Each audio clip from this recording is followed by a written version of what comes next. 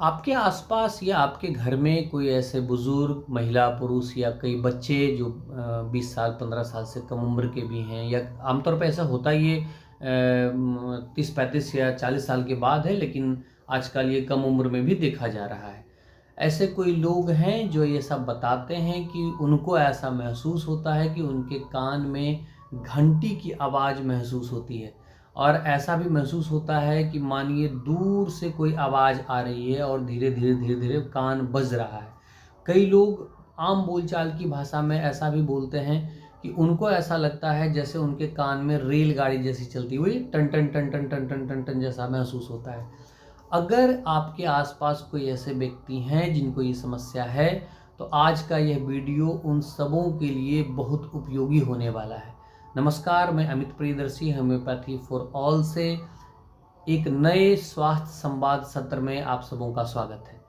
आज जो जानकारी मैं दूंगा वह जानकारी है टिंटस पर, जिसको टैनिटस भी बोलते हैं, या बोलचाल की भाषा में, लोक भाषा में आप इसको कहिए कान में घंटी की आवाज़ आना। उस बीमारी की कारणों पर और उसकी इलाज के उपाय पर, दवाई के बारे में मैं जानकारी उपलब्ध कराऊंगा।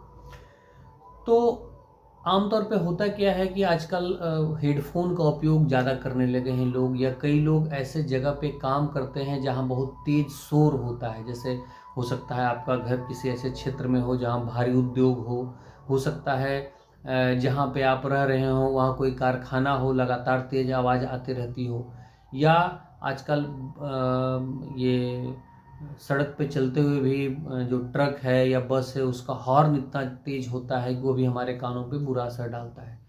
हमारे जो कान की हड्डी है वो हमारे शरीर की सबसे मुलायम हड्डियों में से एक है। तो इस कारण होता क्या है कि वो हड्डी टूटने लगती है या घिसने लगती है, और थोड़ी सी भी हवा चले या थोड़ी सी भी तेज आवाज़ में वो अंदर हिलती है, और जब कान के अंदर वो हिलती है तो वो आवाज़ जैसा टन टन टन टन आवाज़ जैसा महसूस होता है।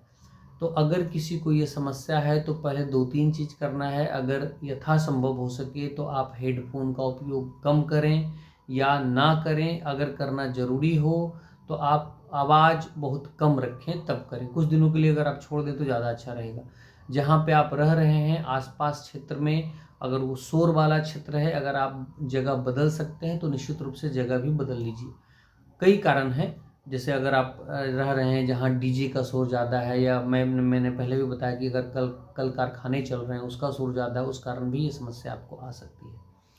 तो क्या टिनिटस का इलाज है? जी बिल्कुल, होम्योपैथिक में बहुत अच्छी दवाइयाँ हैं जो बहुत अच्छा प्रभाव कर दिखाती है और इसको ठीक भी कर देती है।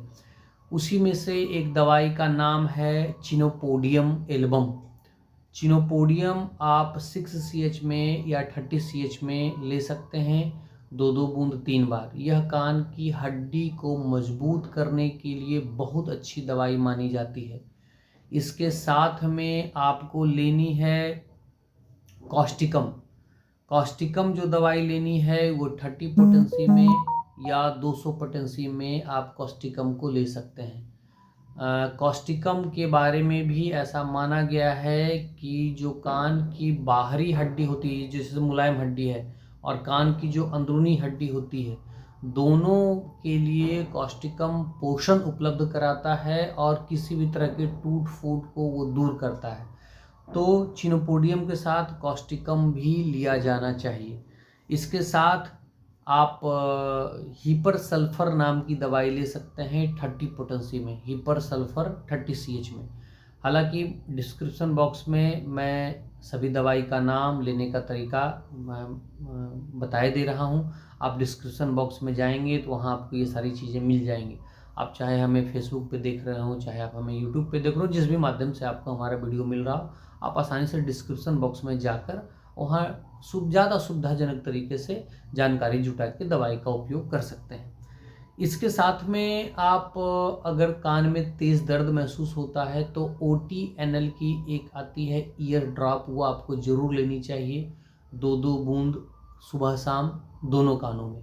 ऐसा नहीं कि जिस कान में तकलीफ़ है उस कान में लें और दूसरे कान में नहीं लें, ऐसा नहीं होना चाहिए। आप दोनों कानों में लेंगे तो आप इन सभी दवाओं को उपयोग आपको 15 दिन से 1 महीना तक करना है। अगर आपको अपेक्षित लाभ दिखता है तो इसको आप 2 से 3 महीना तक लगातार उपयोग करेंगे।